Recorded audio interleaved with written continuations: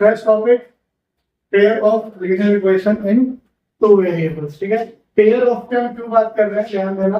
Pair of पे इसलिए बात करेंगे linear equation in two variable अगर आपको दे दिया जाए तो it is not easy for you to solve this question with a single linear equation. Single linear equation पर कभी भी नहीं सॉल्व कर पाओगे।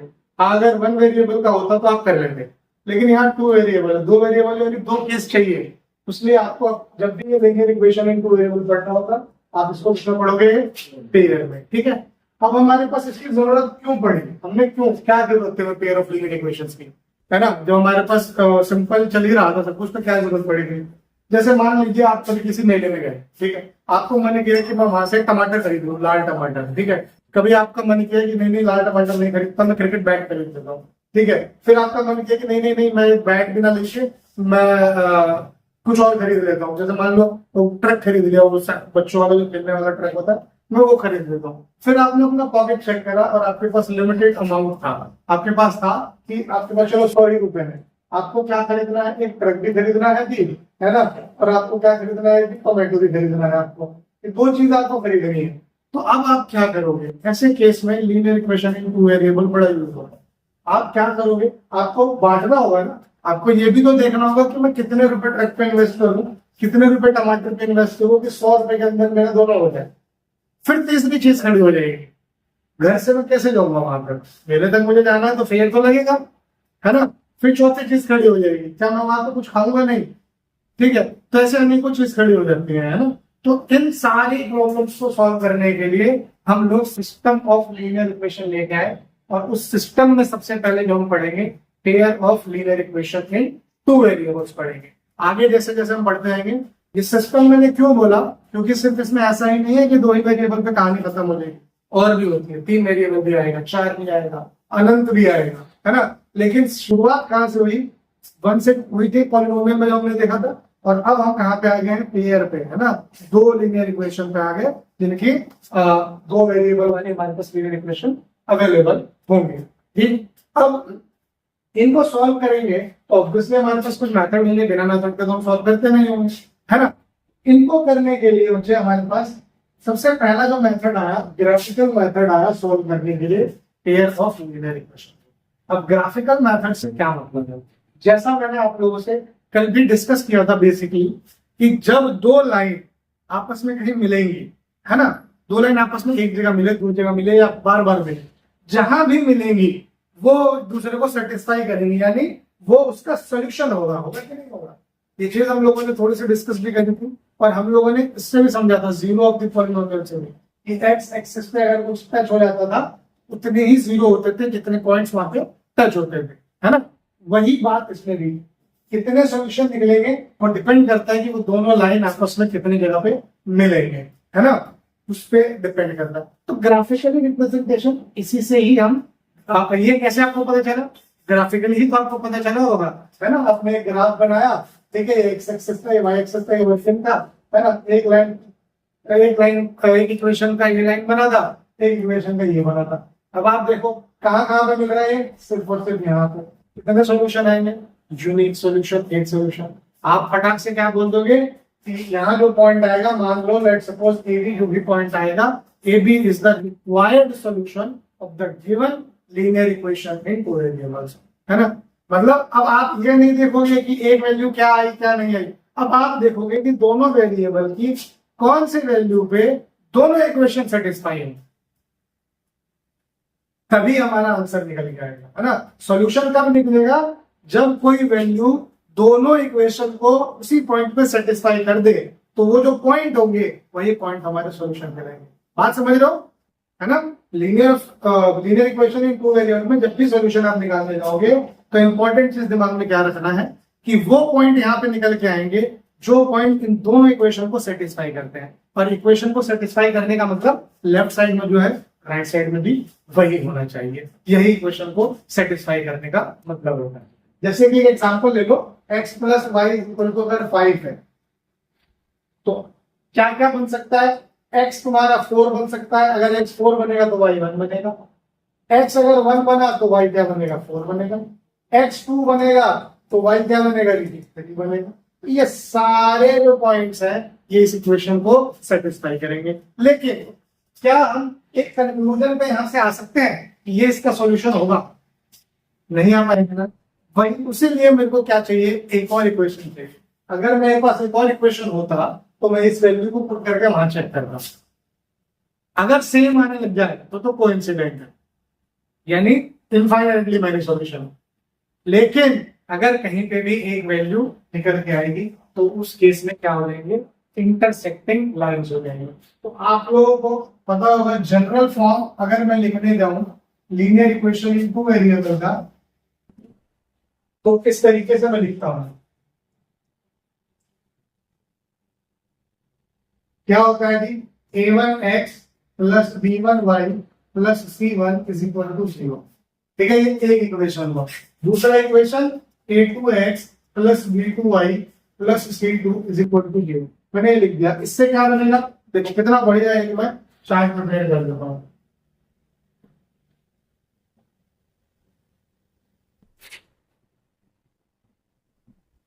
मैंने यहाँ पे क्या लिखा, रेशियो। ठीक है, एग्जाम्पल भी मैं दूंगा, अभी समझ में आएगा, लेकिन पहले इस टेबल को समझ लेते हैं, बड़ा अच्छा टेबल है। ठीक है, फिर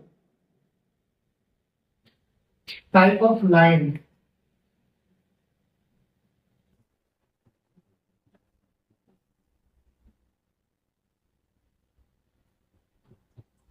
नंबर ऑफ सॉल्यूशंस, कितनी सारी चीजें इसी एक चार्ट से निकल के आ जाए, और सिस्टम ऑफ इक्वेशन। सिस्टम क्या है, क्या सिस्टम है ये एलबी शाह वाला सिस्टम नहीं है। ठीक है, सिस्टम मैथ का सिस्टम है, ये सिस्टम मिलेगा नहीं राव साहब से। ठीक, तो यहाँ सिस्टम क्या है अभी हम लोगों को सब समझ में आ जाएगा। ठीक, अब मैं कहता हूँ कि रेशियो की अगर मैंने बात करी तो ऑब्वियसली इनके रेशियो की बात कर रहा हूँ मैं, है ना। तो सबसे पहला कहता है कि अगर a1 अपॉन a2 और b1 अपॉन b2 बराबर नहीं है, अगर ऐसा है a1 अपॉन a2 और b1 अपॉन b2 बराबर नहीं है, तो ऐसी लाइंस कहलाती हैं इंटरसेक्टिंग लाइंस। क्या कहलाएगी, इंटरसेक्टिंग लाइंस। और इंटरसेक्टिंग लाइंस है तो नंबर ऑफ सॉल्यूशंस क्या आएंगे, 1, यानी इसको लिखेंगे क्या, यूनिक सॉल्यूशन। और ये सिस्टम कौन सा है, ये सिस्टम है कंसिस्टेंट।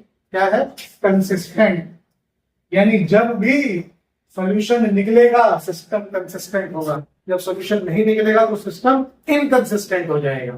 ठीक है, तो ये चीज समझ में आई। फिर दूसरा हमारे पास आता है, अब जी बात करेगा वो कहेगा a1 upon a2 b1 upon b2। अब ये जो है वो c1 अपॉन c2 के बराबर नहीं है। a1 a2 b1 b2 आपस में तो बराबर हो गए, बट c1 अपॉन c2 के बराबर नहीं है। ऐसा कहीं कंडीशन तो मैं दिखा, फटाक से कह देना कि जो लाइन है उसको हम कहेंगे पैरेलल लाइन। मैं भी एग्जांपल देके तुम्हें प्रूफ करके भी दिखा दूंगा ये सब पैरेलल लाइंस। ठीक है, और अगर ऐसा है तो सॉल्यूशन कितने आएंगे, तो सॉल्यूशन मिलेंगे नहीं भाई साहब कहेंगे, है ना। जब मिलेंगे नहीं तो नो सॉल्यूशन। और मैंने अभी बताया जब सॉल्यूशन ना निकले तो सिस्टम होगा इनकंसिस्टेंट। लिख दोगे आप, इनकंसिस्टेंट। ठीक है, उसके बाद भी आपके पास क्या आया, अब एक लास्ट ऑप्शन बच गया। क्या बच गया जी, a1 upon a2 is equal to b1 upon b2 is equal to c1 upon c2। अगर ऐसा है, यानी सारे रेशियो बराबर हो जाए, यानी कहा जाए कि अगर पहला कोई इक्वेशन है तो जो दूसरा इक्वेशन है उस पहले इक्वेशन का ही मल्टीपल है। यही तो हो सकता है, और क्या हो सकता है, अगर तीनों बराबर है इसका मतलब यही हो सकता है कि एक इक्वेशन अगर x plus y plus 3 equal to 0 है तो दूसरा 2x plus 2y plus 6 equal to 0 होगा।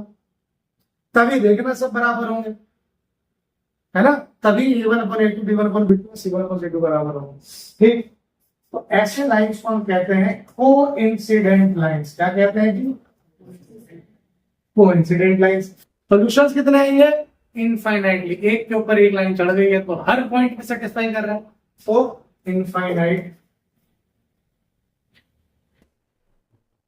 इनफाइनाइटली सॉल्यूशंस या इनफाइनाइट सॉल्यूशन लिखो।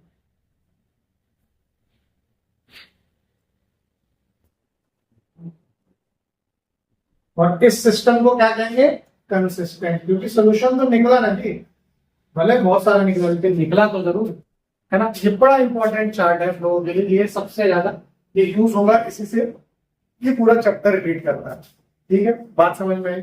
अब आप एक चीज यहाँ पे रेस कर सकते हो। मेरे से एक बार एक क्लास में एक बच्चे ने क्या कहा कि सर आपने जो ये लाइन बनाई, मान लीजिए आपने यहां से यहां तक बनाई, उसके ऊपर आपने जो दूसरी लाइन बनाई यहां से यहां तक बनाई, तो हम तो गिन सकते हैं कितने सारे पॉइंट है ग्राफ पे, हम तो गिन सकते हैं कितने पॉइंट है। तो सर आपने ऐसा क्यों कहा कि इनफाइनाइट सोल्यूशन है? इनफाइनाइट का तो मतलब हम गिन ही नहीं पाएंगे। तो बताइए आप में से कोई बताना चाहे इसका आंसर।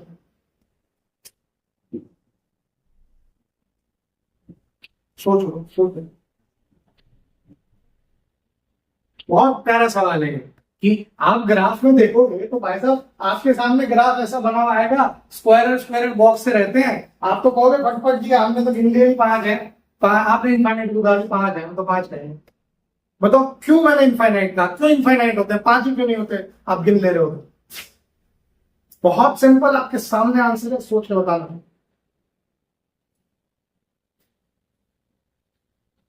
यस, नहीं बता। देखो हम जब भी बात करते हैं ना, जब भी हम बात कर रहे हैं सारे नंबर्स को, हम लोग रियल नंबर्स पे बात कर रहे हैं। किस पे बात कर रहे हैं? रियल नंबर्स पे। और अगर मैं ग्राफ की बात करूं तो graph is just a plotting, ठीक है। वो ये नहीं कहेगा कि इन दोनों नंबर के बीच में कुछ आता नहीं है, वो कभी ये नहीं कहेगा कि इन दोनों, ग्राफ क्या बताएगा, शेप बताएगा, एग्जैक्ट नहीं बताएगा। वो 1 यूनिट लेता है, 2 यूनिट लेता है, 1 सेंटीमीटर थोड़ी लेता है।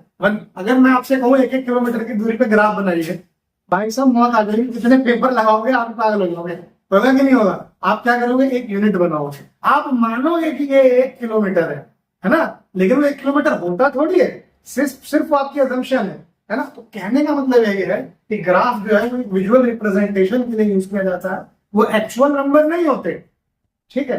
तो आप इस चीज से ये समझ लो, आपको जब भी ऐसा कहीं सवाल पर अराइज हो, या कोई भी पूछे, या आप कहीं भी जाके चौड़ में पूछना कि देख ये रहा ग्राफ, ये रहा 4 पॉइंट, लेकिन मैं कहूंगा इनफाइनाइट है, बता कैसे।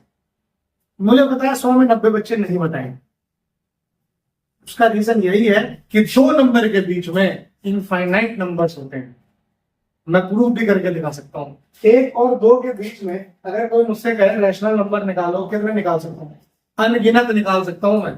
दोनों को नीचे 999 से मैंने मल्टीप्लाई कर दिया, इसको भी 999 से कर पाओ तो नीचे 999 आ गया, ऊपर क्या आ जाएगा जी 1000 में 2000 में 2 कम 1998। इसके बीच में लोग इतने सारे नंबर हो गए।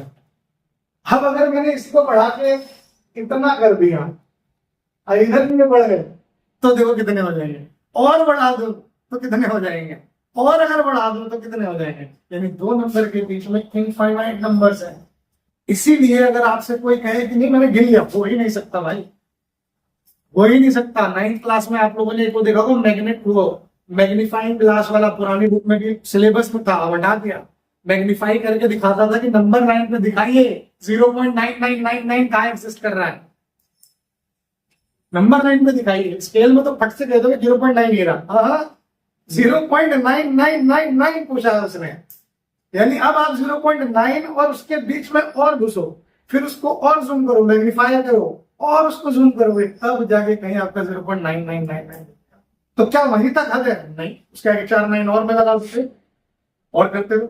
तो यानी समझने का मेन आज की क्लास में हम लोगों के पास ज्यादा थ्योरी ही होगी, लेकिन बहुत इंपॉर्टेंट है, समझ गए सारे सवाल बना लो। तो मेन आपको समझना क्या है, 2 नंबर के बीच में इनफाइनाइट नंबर होते हैं, इसीलिए आप कह नहीं सकते कि इसके बीच में आपने 5 नंबर गिने हैं। नहीं भाई, उन दोनों के बीच में भी नंबर है। ये लाइन तो सीधी चढ़ रही है नहीं के ऊपर एक, तो उसके बीच में जो भी आएगा सब उसका।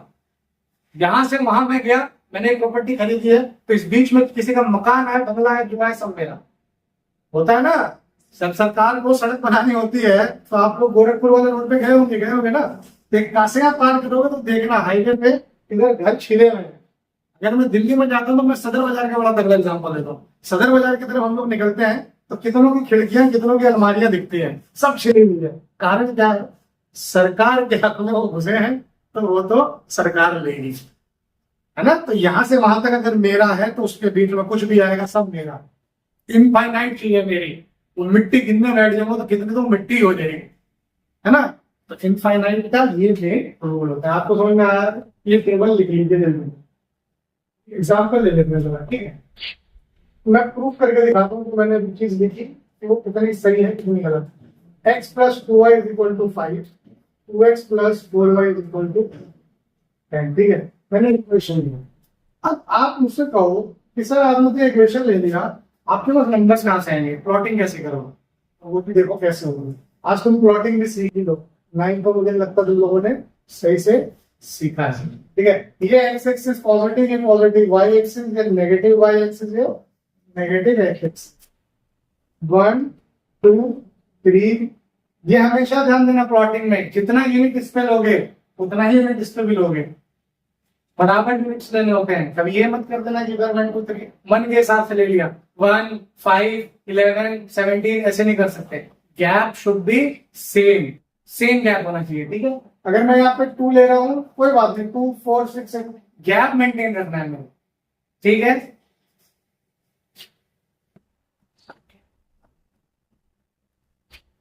फाइव 1 2 3 4 5, ठीक। अभी नेगेटिव मैंने ले लिया। अब आप कहोगे कि आप सर वैल्यू कैसे लोगे? कुछ मत करिए, आप फटाक से एक टेबल बना लिए, ठीक है। 3 वैल्यू लोगे तो वो ठीक रहेगा, लेकिन अगर आप 2 भी ले रहे हो तो कोई दिक्कत वाली बात नहीं है। जैसे एक मैंने यहाँ दिया x होगा, पहले क्वेश्चन की मैं बात करता हूँ। अगर मैंने x को 0 रखा तो क्या मेरा y 5/2 नहीं आएगा? रख के देखो यहाँ पे, अगर मैंने x को 0 रखा तो ये हो गया, यानी ये हुआ, यानी y कितना आया 5/2 आया कि नहीं आया?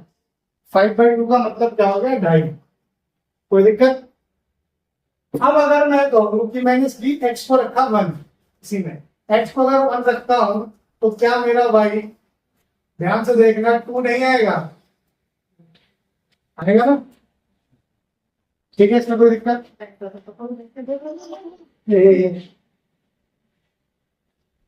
ठीक है, ये आया। अब मैं इसको प्लॉटिंग करता हूँ, x 0 तो y 2.5, यहाँ x 0 तो y 2.5, ये पॉइंट देख लो, ठीक है।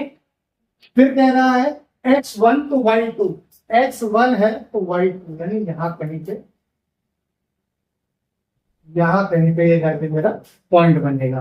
तो मेरी जो लाइन की बनेगी ना कुछ इस तरीके से, तो मेरी लाइन बन गई कौन सी, x plus 2y is equal to 5 के लिए लाइन बन, ठीक है।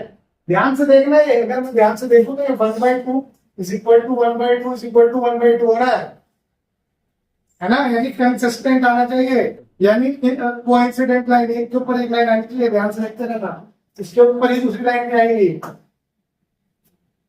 आप फिर से बनाते हैं और टेबल, इसके लिए ये दूसरी इक्वेशन, ठीक है। मैंने यहाँ पे भी x को मान लिया 0, अगर मैं यहाँ x को 0 मानता हूं तो 4y 10 हो गया, यानी y हो गया 2.5, 10/4 2.5 होता है, तो 0,2.5 होगा कि नहीं होगा? अगर मैंने y को x को ले लिया 1 तो इधर जाके क्या हो जाएगा, 4y is equal to 10 minus 2, तो y हो गया 8/4, यानी y आ गया 2। तो होगा कि नहीं होगा? लाइन इसी के ऊपर बनेगी कि नहीं बनेगी? इंसिडेंट कर गई, कहां से पता चल गया था मुझे यहीं से ये बात पता चल गई। बस मैंने प्रूफ के लिए तुम्हें ग्राफिकल रिप्रेजेंटेशन दिया। एग्जाम में आपसे क्या करेगा, एग्जाम में आपसे कहेगा कि चेक करो पहले कि क्या यहाँ कंसिस्टेंट आ रहा है, या पूछेगा कि क्या यहाँ कोई ये लाइन आ रही है, फॉलोइंग लाइन कोई लाइन पूछेगा आ रही है। अगर आ रही है तो प्रूफ करो। तो पहले तो तुम चेक करोगे, किससे चेक करोगे, पिछले टेबल से। फिर प्रूफ कैसे करोगे, ऐसे ग्राफ बनाओगे। ग्राफ कैसे बनेगा, 2 टेबल बना देना, ठीक है। एक टेबल एक इक्वेशन के लिए, एक टेबल दूसरी इक्वेशन के लिए, किसी एक की वैल्यू मान लेना, आपकी मर्जी है, जरूरी नहीं है कि x ही मानो, आप y मान लेना कुछ। y अगर आप कुछ मानते हो तो अब एक भी वेरिएबल बचेगा, वो तो आप आराम से निकाल लोगे, है ना, पुट करके दूसरे वेरिएबल निकाल देना, और ऐसे करके आप प्लॉटिंग कर लो। ठीक, आते हैं हम लोग अपने पहले एग्जाम्पल में। पहला मैं बताता हूँ, दूसरा आप बताना। Check graphically whether the pair equation this is consistent, if so solve them graphically. उसने देखो, अब यहाँ पे आप टेबल नहीं यूज कर सकते, उसने डायरेक्ट क्या कहा कि आप ग्राफिकली चेक करो। क्या चेक करो कि ये जो पेयर ऑफ इक्वेशन है ये कंसिस्टेंट है। कंसिस्टेंट कब होगा? जब या तो इनफाइनाइट सॉल्यूशन आ जाए या यूनिक सॉल्यूशन आ जाए, यानी या तो इंटरसेक्टिंग लाइंस बन जाए या फिर कोइंसिडेंट लाइन, तभी होगा कंसिस्टेंट। आप फटाफट से क्या करो, जैसे कि अभी हमने डिस्कस किया था कि ग्राफ बनाना, उसके लिए आपको चाहिए होगा T1, है ना।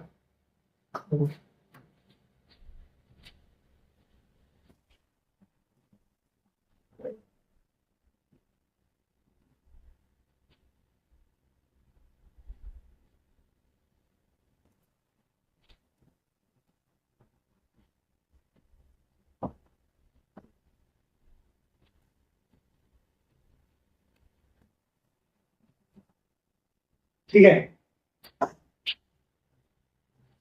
एक्स वाई, पहला वाला अगर मैं यहां से देखूं, मैं अगर y को 0 मान लूं तो x आ जाएगा 6। तो मैं y को 0 ना मान के कुछ और छोटी वैल्यू मानता हूं, y को माना मैंने 1, तो x क्या आ जाएगा, बदल x plus 3 into 1 is equal to 6, तो x plus 3 is equal to 6, तो x 3 आएगा बेटा। ये सब कैलकुलेशन आप दिमाग में करना शुरू करो। अब उस आयु में नहीं रहे कि एक एक चीज सॉल्व करोगे, अब इसको दिमाग में करो। आने वाले टाइम में आपके पास लीनियर इनइक्वालिटीज आएगी, 6 नंबर का सवाल होता है एलपीपी का, बड़ा इंपॉर्टेंट। और आप लोग कहते हो ना कि मैथ कैसे यूज होगी रियल लाइफ में, तो आपको आपने वो देखा होगा, डिमांड एंड सप्लाई सुना है ना, वर्ड तो बड़ा सुना होगा कि जितना डिमांड उतनी सप्लाई होगी तो दाम बढ़ेगा नहीं, डिमांड बढ़ गई सप्लाई घट गई तो दाम बढ़ेगा, डिमांड बढ़ गया सप्लाई, और सॉरी डिमांड घट गया और सप्लाई बढ़ गई तो दाम घटेगा। तो ये जो भी डिमांड एंड सप्लाई होता है ये सब का सब एलपीपी से निकाला जाता है। आप कोई भी मैक्सिमाइज करना हो, मुझे कोई आज बिजनेस स्टार्ट करना हो, ठीक है, 10 साल के बाद मैं उसमें कितना मैक्सिमाइज कर सकता हूँ। कोई भी बिजनेस प्रॉफिट के लिए कराया जाता है, ऑब्वियस सी बात है, तो मैं कितना प्रॉफिट कमा सकता हूँ वो एलपीपी से करूंगा। मैं कितना अपना उसमें से वो गिरा सकता हूँ, कॉस्टिंग घटा सकता हूँ, मिनिमाइज द कॉस्टिंग, एलपीपी से निकलेगा। क्या करना पड़ेगा? ग्राफ। ग्राफ कब बनाओगे? जब तुम इसको तेजी से करना सीखो, बहुत इंपॉर्टेंट चीज है। ठीक है, y बन लिया तो x तुम्हारा आ गया 3। अगर तुमने x 0 ले लिया तो y 2 नहीं आएगा, आएगा कि नहीं आएगा, है ना। 0 plus 3y is equal to 6, तो 3y इज इक्वल टू 6 का मतलब क्या हो गया, y इज इक्वल टू, कर देते हैं इसको प्लॉट, है ना। x 3 है y 1, यानी x 3 ये रहा, y 1 ये रहा, यानी देखो ऐसे लिया जाता है, कहीं भी ध्यान देना, y 1 कहा तो 1 पे ऐसे डंडा खींच लेना, जब नए नए सीख रहे हो तो हम तो प्रो हो गए तो हमारे पे जरूरत नहीं है। और x उसमें 3 कहा तो x पे ऐसे पक्ष से खींच लेना, जहां पे वो दोनों लाइन मिली यही वो पॉइंट, ठीक है। तो ये आप लोग कर लेना, ये आप लोगों की फीस के लिए है।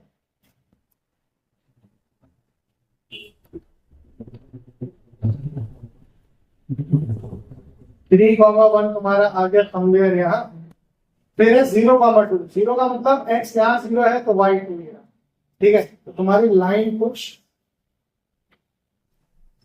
ये एक इक्वेशन बन गई, एक लाइन बन गई, ठीक है। कौन सी की बन गई है? x plus 3y is equal to 6, ठीक। अब क्या है 2x माइनस 3y, ठीक है, यहाँ पे ठीक है। 2x माइनस 3y के लिए बनाइएगी,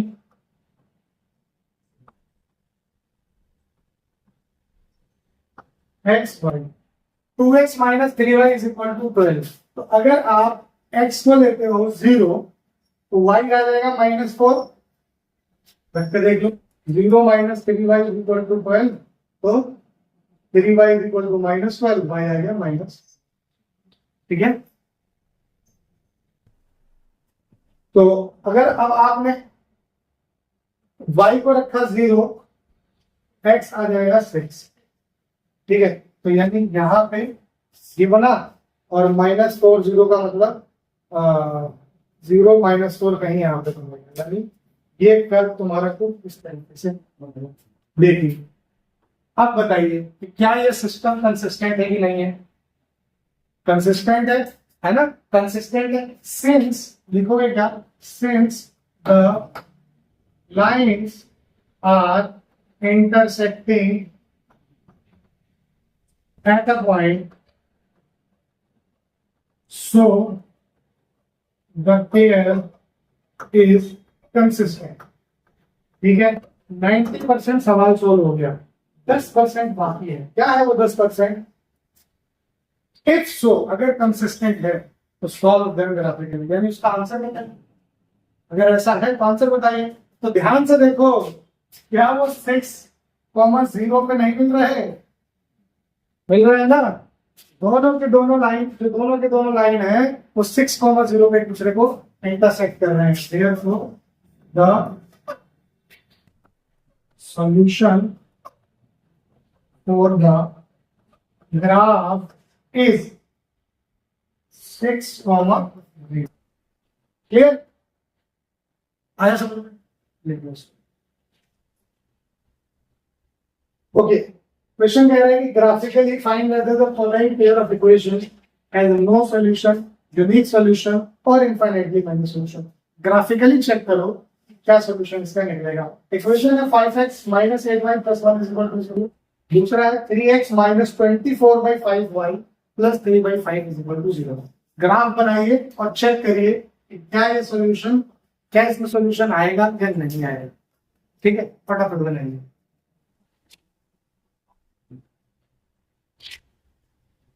साथ में वेरीफाई भी करते रहिए। ग्राफ बनेगा कुछ एक्स एक्सिस और वाई एक्सिस, ओरिजिन हो जाएगा 0। टेबल बनाते हैं।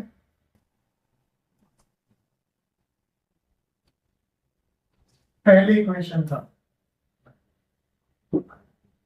यहां से अगर देखो तो इक्वेशन बनेगी 5x = 8y - 1। ऐसा ही कुछ बनेगा, है ना। अगर मैं किसको, y को कुछ रखूं कि तो 5 के टेबल में आ जाए। अगर मैं y को रखूं 2, 8 × 2 = 16, 16 में से बन गया 15, 15 5 के टेबल में आता है तो x की वैल्यू कितनी आ गई। ठीक है, कितना बढ़िया था, लॉजिक समझ लो।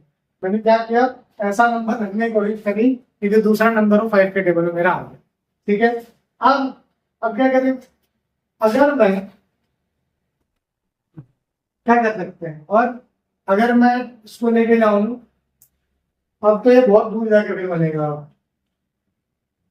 ठीक है, तो आप ले लो, अगर y को आपने लिया 7 तो x बनेगा 11। ठीक है, उतना बड़ा क्या करोगे लेके वैल्यू। और कुछ सोचो, नेगेटिव में कुछ कर सकते हैं क्या? नेगेटिव में कुछ भी नहीं आएगा।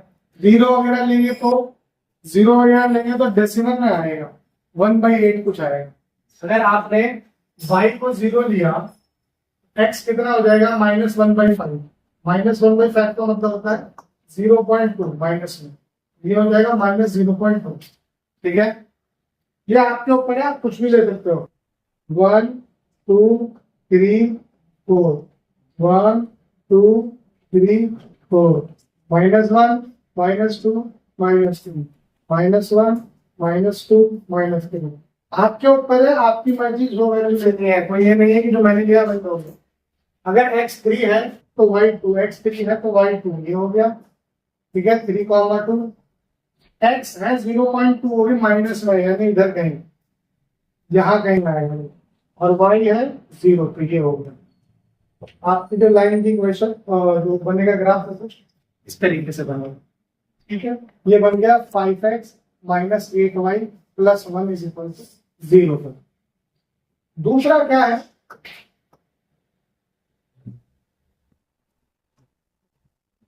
x y। अगर यहाँ आप ध्यान से देखोगे तो यहाँ पे आपका 3x जो होगा वो हो जाएगा 24/5y + -3/5, यही होगा। ठीक है, यानी अगर तुम y को ले लेते हो 0, x क्या हो जाएगा, तो यहां ध्यान से देखो 3x = -3/5, तो x हो जाएगा -1/5। यानी भाई -0.2 है ना, यानी ये हो गया -0.2।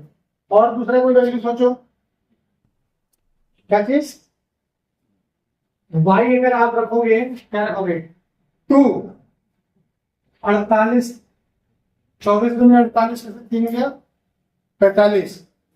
अगर तुमने y किया 2, 48 में 3 गया 45/5 9 और 3 गया तो ये 3 कॉमा दूसरा सेम ही पॉइंट आ गए। तो ये हुआ, दूसरा ये हुआ। और उसने क्या पूछा है कि इनफाइनाइट सॉल्यूशन है, यूनिक सॉल्यूशन है, क्या है, therefore pair of equation has infinite solution। आप चाहो तो मन में इसको एक बार चेक करके देख लो। यहां से देखो ये हो गया 5/3, इसको देखो -8 बाई -24/3 ऊपर और चला जाएगा, -8 बाई -24/5 है तो 5 ऊपर चला जाएगा, ये करके नीचे आ गया 3, ये भी हो गया 5/3 माइनस कट गया। और अगर यहाँ से देखो तो 1/3/5 का मतलब होता है 1 × 5/3, ये हो गया 5/3। देखो तीनों ही 5/3 ही आ रहा है, यानी ये जो होगा कोइंसिडेंट लाइन बने, है कि नहीं, आया समझ में, ठीक, बढ़े आगे। और अच्छा एक वर्ड प्रॉब्लम है, समझो इसको। चंपा went to a sale to purchase some pants and skirts। एक सेल पे गई चंपा और उसने वहां पे एक पैंट और स्कर्ट लेना था। When her friend asked her how many of each she had bought, she answered, कितने उसने खरीदे, तो उसने बताया क्या कि the number of skirts is 2 less than twice the number of pant purchased। Also the number of skirts is 4 less than 4 times the number of pant purchased। अब अगर आप इसको पूरा का पूरा पढ़ के फिर करने जाओ तो आपके सर में हो जाएगा बुखार। आपको क्या करना होगा, एक एक स्टेटमेंट का मैथमेटिकल रिप्रेजेंटेशन बनाना होगा। यहां ध्यान से देखो कितने वेरिएबल दिख रहे हैं, एक पैंट और एक स्कर्ट, 2 वेरिएबल दिख रहे हैं, ठीक है। आप मान लो let